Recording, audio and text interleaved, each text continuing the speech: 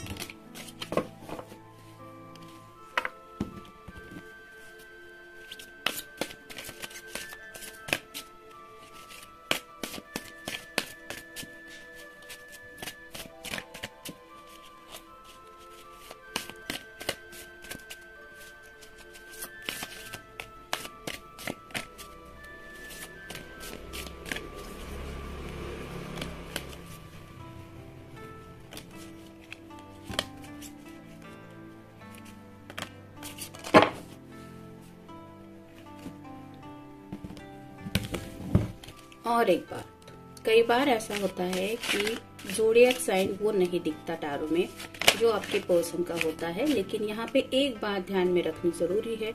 जब कोई भी किसी को पसंद करने लगता है, लाइक करने लगता है, अप्रिशिएट करने लगता है, तो उसकी पूरी तरह से कुंडली डिटेल तो उसके पास नहीं होते। कितना बर्थ टाइम है, कौन सी प्लेस है, एग्जैक्ट क्या वक्त था, ये नहीं पता होता, लेकिन दिल तो ऑलरेडी उस पर्सन को लेके सोचता रहता है। वैसे ही यहाँ पे भी आपको याद रखना है, सिर्फ एनर्जी आपको काउंट करनी है। यानी कि जैसे आपको लगता है कि आपके पर्सन आपकी बहुत परवाह करते हैं, तो ज़ोडिएक साइन की तरफ इतना इम्पोर्टेंस देने की जरूरत है नहीं, क्योंकि एनर्जी इम्पोर्टेंस रखती है। जैसे अभी मान लीजिए हजारों लोगों का साइन होगा, कोई एक राशि पकड़ लेते हम जैसे टॉरस, तो दुनिया भर के टॉरस जरूरी नहीं है कि सभी लोग वही सोच रहे होंगे। जो लोग ऑलरेडी शादीशुदा है, जिनके बच्चे हैं, जो अपने बच्चों की शादी ब्याह के बारे में सोच रहे हैं, उनकी भी तो वो राशि हो सकती है। तो वो लोग क्यों कुछ और सोचेंगे, वो तो अपने बच्चों की, अपने घर वालों की परवाह करेंगे ही ना। तो वैसे ही एनर्जी है, इसमें एज ऐसा कुछ मैटर नहीं करता। तो आपको सिर्फ ये याद रखना है कि आपको अगर मन में वही बात आ रही है कि हाँ, जैसे अभी आपके पर्सन क्या सोच रहे हैं, तो ज़ोडिएक साइन की तरफ इम्पोर्टेंस इतना ना दे, एनर्जी क्या है वो देखें।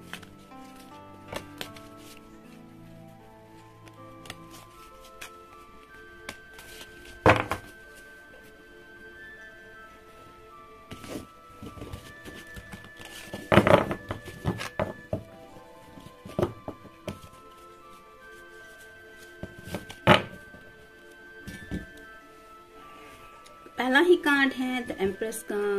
एम्प्रेस का कार्ड तो ऐसा होता है कि जो बहुत इंडिपेंडेंट होती है, यानी कि भले ही वो जॉब करने वाली पर्सन है नहीं, लेकिन उसके हाथ में इतनी सब पावर होती है कि वो घर भी अच्छे तरीके से संभाल सकती है, अपने आपका भी बहुत अच्छी तरीके से ख्याल रखती है, यानी कि ब्यूटी विद द ब्रेन, ऐसी उसकी इमेज होती है। तो यहाँ पे ये आपकी तरफ ऑलरेडी काफी ज्यादा अट्रैक्टेड हो चुके हैं और काफी ज्यादा ये आपको लेके सोचते रहते हैं। उन्हें ऐसा लगता है कि आप खुद का बहुत ख्याल रखने वाले इंसान हैं और उन्हें लगता है कि यही ख्याल आप उनका भी रखेंगे या रखेंगी जब आप दोनों एक दूसरे से उस कनेक्शन में जुड़ जाओगे, जहाँ पे क्लियरली आप दोनों को भी एहसास होगा कि आप सच्चे दिल से एक दूसरे की कितनी परवाह करते हैं। फिर है द चैरियट, ये कैंसर का कार्ड है, यानी कि कर्क राशि।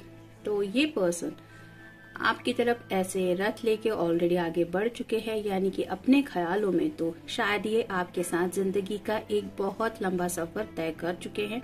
अब बस आपको ये बताना है कि वो आपको साथ में लेके जिंदगी में कहाँ तक आगे जाना चाहते हैं। लेकिन ये पर्सन ऑलरेडी अपने सफर पे निकल चुका है आपकी दिशा में। तो यहाँ पे भी ये कार्ड यही बताता है कि वो आपको अपने साथ जिंदगी में आगे ले जाने के बारे में काफी ज्यादा सोचते रहते हैं। फिर है ace of swords, air sign Gemini, Libra या फिर एक्वेरियस। इस पर्सन को आपसे बातें करना बहुत ज्यादा अच्छा लगता है। जब भी शायद वो थोड़ा सा मुश्किल में फंस जाते हैं, किसी दुविधा में फंस जाते हैं, तो उन्हें आपसे बात करके ये एहसास होता है कि उनकी जो प्रॉब्लम्स है वो कहीं गायब सी हो जाती है। तो इन्हें आपसे बातचीत करके अपने प्रॉब्लम सुलझाना भी पसंद है और उन्हें ऐसा लगता है कि जैसे मान लीजिए आपके पास उनके हर प्रॉब्लम का सोल्यूशन है। फिर है 5 of pentacles, earth sign, Taurus, Virgo या फिर कैप्रिकॉर्न। जैसे ही इस छोटे का बच्चे का ये ख्याल रख रही है वैसे ही हो सकता है कुछ लोग आज रीडिंग में ऐसे हैं जो ऑलरेडी शादीशुदा है और इस रिश्ते से बाहर निकलने के बारे में सोच रहे हैं, या फिर कोई डिवोर्स लोग भी हो सकते हैं जो नया स्टार्ट करने के बारे में सोच रहे हैं और उन्हें ऐसा लगता है कि जिनके लिए भी ये रीडिंग देख रहे हैं उस पर्सन के अंदर वो सब खूबियां है कि वो बच्चों का भी अच्छी तरह से ख्याल रख सकती है। यानी कि यहाँ पे नेक्स्ट जनरेशन की बातें बहुत ज्यादा आती है। तो उन्हें ऐसा लगता है कि आपके अंदर वो परवाह है जो उन्हें शायद जिस परवाह की तलाश में ये पर्सन है, मतलब इस पर्सन को शायद ऐसा कोई नहीं चाहिए जो सिर्फ इनकी परवाह करे। नेक्स्ट जनरेशन, इनकी फैमिली, सबका ख्याल रखना, सबकी परवाह करना, ऐसा भी इंसान शायद ये ढूंढ रहे हैं और उन्हें ये बातें शायद किसी में मिल चुकी है।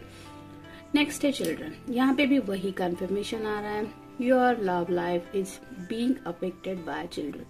तो कुछ लोगों के शायद ऑलरेडी किड्स है, यानी कि बच्चे हैं, लेकिन फिर भी ये पर्सन आपसे प्यार करते हैं या फिर उन्हें लगता है कि आप ही उनके लिए सही पर्सन है और उनके बच्चों का भी आप अच्छी तरीके से ख्याल रख सकते हैं या रख सकती है। और अगर आपके बच्चे हैं, कुछ लोगों के साथ ये भी हो सकता है कि आपके अगर बच्चे हैं तो ये पर्सन जो है वो काफी ज्यादा आपकी परवाह करते हैं और उन्हें ऐसा लगता है कि जिस तरह की केयर आपको मिलनी चाहिए वैसी केयर आपको अपनी जिंदगी में नहीं मिल रही, इसलिए ये आपके किड्स के बारे में भी सोचते रहते हैं। फिर है reconciliation, someone from your past is returning to your life. यहाँ पे कुछ लोगों के एक्स जिंदगी में वापस आने के बारे में सोच रहे हैं, यानी कि जैसे नया साल अभी जस्ट आ ही रहा है और ये साल खत्म हो रहा है, वैसे ही जिंदगी की एक नई शुरुआत के बारे में शायद जब भी ये पर्सन सोचते हैं तो उन्हें आपकी बहुत ज्यादा याद आ रही है और उन्हें लग रहा है कि आप दोनों का रिकंसिलिएशन होना चाहिए। यानी कि जैसे एक नया स्टार्ट हो रहा है नए साल का, तो आप दोनों भी एक दूसरे के साथ नया स्टार्ट कर सकते हैं, ऐसा ये सोच रहे हैं। फिर है give your relationship a chance, work on your partnership. तो ये पर्सन इस रिश्ते के लिए कुछ एफर्ट्स लेना चाहते हैं, यानी कि अगर ये एक्स भी है तो भी ये कुछ एफर्ट्स लेके इस रिश्ते में प्रोग्रेस लाना चाहते हैं और वो सिर्फ एक चांस चाहते हैं कि मुझे सिर्फ एक मौका चाहिए ताकि मैं अपने आप को प्रूव कर सकूं। यहाँ पे वही थोड़ी देर पहले का ही मैसेज वापस मिल रहा है कि कुछ लोग शायद डिवोर्स ले चुके हैं तो वो दोबारा एक नई शुरुआत करना चाहते हैं और इस रिश्ते के लिए आपके साथ वो आगे बढ़ने के लिए कुछ एफर्ट्स लेने के लिए भी तैयार है। इस के लिए जो भी उन्हें हार्ड वर्क करना है, यानी कि आपको कन्विंस करना हो, आपके घर वालों को करना हो या फिर आपको ये प्रूव करना हो कि वो कैसे बेटर पर्सन है, उसके लिए भी ये तैयार है। नेक्स्ट है heart to heart conversations, honestly discuss your feelings with each other. तो जैसा कि मैंने अभी कहा कि कुछ लोग शायद ऐसे हैं जो ऑलरेडी जिनके बच्चे हैं फिर भी ये पर्सन आपके बारे में सोच रहे हैं और शायद अपनी जो प्रेजेंट जिंदगी है उससे ये थोड़ा सा तंग आ चुके हैं, जिसकी वजह से जिंदगी में एक नया स्टार्ट लेने के बारे में सोच रहे हैं। यानी कि जरूरी नहीं है सब लोगों के साथ ये कार्ड जाए, लेकिन कुछ लोग शायद अपनी मैरिज से भी बाहर निकलने के बारे में सोच रहे हैं, यानी कि डिवोर्स वगैरह की बातें भी शायद किसी किसी के दिल में आ रही है क्योंकि उन्हें लग रहा है कि उनके पर्सन से बेटर है आपका साथ। तो जैसे ये कार्ड बता रहा है हार्ट टू हार्ट कॉन्वर्सेशन वो आपके साथ करना चाहते हैं, यानी कि अपनी जो ट्रू फीलिंग्स है वो आपको बताना चाहते हैं, ऑनेस्टली सब कुछ आपके सामने रखना चाहते हैं कि वो आखिर आपके बारे में क्या सोच रहे हैं या क्या सोचती है। अब देखते हैं एनर्जी ओरेकल हमें क्या बताता है।